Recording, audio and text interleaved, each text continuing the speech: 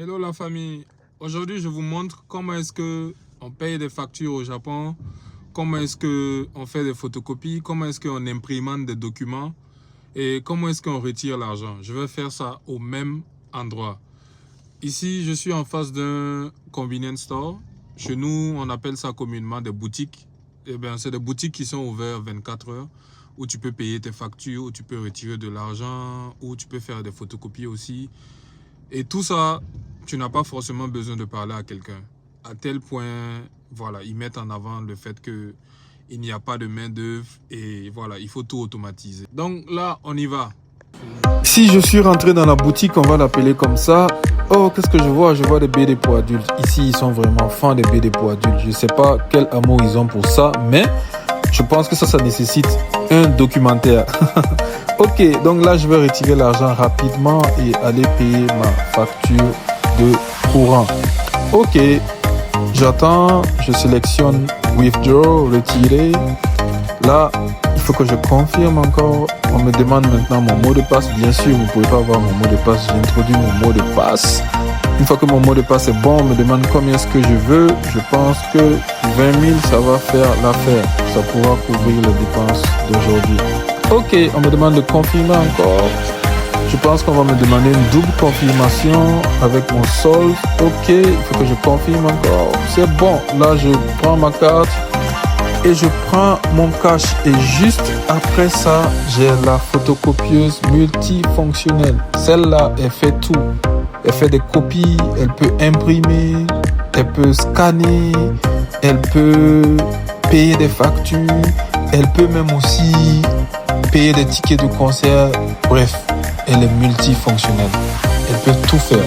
Donc là, je suis en train de paramétrer la photocopieuse afin que mon téléphone puisse interagir avec lui. Là, on va me demander un QR code, vous voyez, mais je n'ai pas le temps de développer dans cette vidéo. Je pense qu'on va revenir plus tard sur ça parce que cette photocopieuse nécessite une vidéo en entière.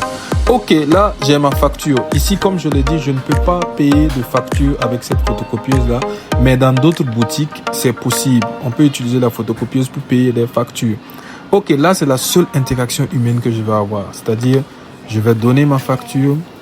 Elle va détacher ce dont elle a besoin et me remet.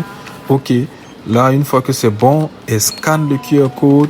Une fois qu'elle a scanné le QR code, elle me demande de confirmer. Je confirme. Elle me demande, je veux faire quel type de paiement, cash ou credit card.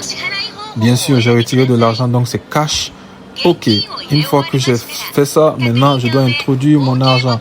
Vous voyez même cette machine-là, c'est conçu en fonction de leur réalité, en fonction des Japonais. Vous voyez qu'à la fin de la journée, tout le monde pense à son pays. Donc voilà, il n'y a que ça qui permet à un pays d'avancer. Ok, là j'ai cliqué sur OK. Je pense qu'elle va me donner ce qui m'est de droit. Et là, je prends ma monnaie. C'est bon. Je suis parti en 5 minutes. En moins de 5 minutes, j'ai retiré de l'argent, j'ai fait une photocopie et j'ai payé ma facture. Là, je viens de quitter le convenience store.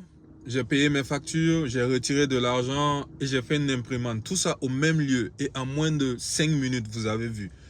Eh bien, c'est comme ça. Ici, le temps, c'est de l'argent. Ils font tout. Ils font de sorte à ce que voilà, tu puisses gagner en temps en fait.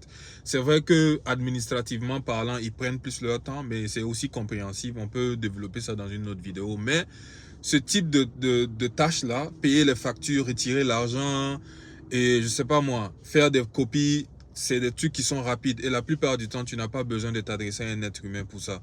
Tu vas juste communiquer avec une machine. Ceux qui pensent business, peut-être ils vont dire que oui, mais ça c'est une idée de business. Pourquoi ne pas renvoyer ça au pays? Oui, c'est vrai, on pouvait renvoyer ça au pays, mais c'est des technologies qui sont pensées japonais en fait. C'est des technologies qui sont pensées en fonction de la réalité du pays en fait. Et c'est des technologies aussi qui sont pensées en fonction du mindset du pays. C'est pourquoi, ça c'est pour rejoindre un peu la tendance dans laquelle nos États sont présentement. Parce que à la fin de la journée, quand tu es dans ces pays-là, tu te rends compte qu'à la fin de la journée, chacun milite pour son pays. Chacun milite pour son pays et c'est normal. Par exemple, ça là, on ne peut pas implémenter ça au Burkina. D'abord, même l'implémenter en elle-même, elle coûte cher. Je pense que ça vaut plus de 100 millions. Quand j'avais fait les recherches, je pense que ça vaut plus de 100 millions. C'est vrai qu'elle peut elle peut imprimer des photos et tout, elle peut faire plein de choses. On peut payer des tickets avec, on peut payer la facture, on peut payer plein de choses avec. Donc du coup, elle est multifonctionnelle en fait. Mais est-ce que ça va vraiment servir chez nous?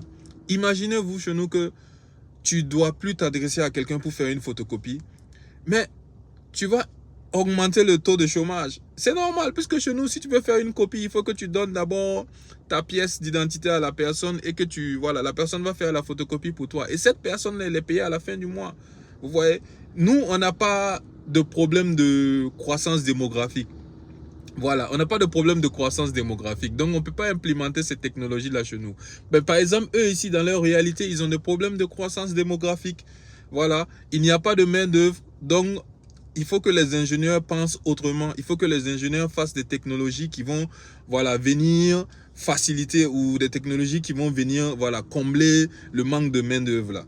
Donc, si nous, on se lève de façon sans réfléchir, on essaye d'implémenter ça chez nous, ça va pas matcher, vous voyez, non? Donc, c'est pourquoi je dis, je suis très content de la dynamique dans laquelle nos gouvernements sont, parce que à la fin de la journée, comme je le dis, chacun ne pense que pour son pays, chacun milite que pour son pays. Par exemple, les ingénieurs qui ont conçu ça là, ils ne peuvent pas penser à nous nos problèmes. Non, c'est nous nos ingénieurs aussi qui doivent penser à nous nos problèmes, essayer de faire ce type de choses là. Vous voyez? Donc, voilà, c'est ça en fait. Je me suis dit que voilà, ça allait être intéressant de partager ça avec les gens. Peut-être d'aucuns veulent savoir comment est-ce que ça se passe ici, voilà, comment est-ce qu'on paye les factures et tout. Et même oui, peut-être ceux qui vont venir, ça va peut-être aussi les arranger. Ou même il y a des gens peut-être qui viennent d'arriver ou qui sont là, qui ne savent pas trop comment ça se passe. Voilà, donc ça peut aussi les arranger. Voilà. Côté business, il y a beaucoup de gens qui m'ont écrit, qui aimeraient savoir comment est-ce que ça se passe. Je pense que je vais faire une autre vidéo pour parler de ça. Il y a plein d'opportunités de business. Je vais parler de ceux dont je connais parce que je ne parle que de ceux dont je connais parce qu'il y a plein de choses que je ne connais pas. Voilà. Donc, il y a plein d'opportunités de business. Exactement ce que moi je connais. Voilà. Donc, dans une autre vidéo, on aura le temps de développer ça. On est ensemble.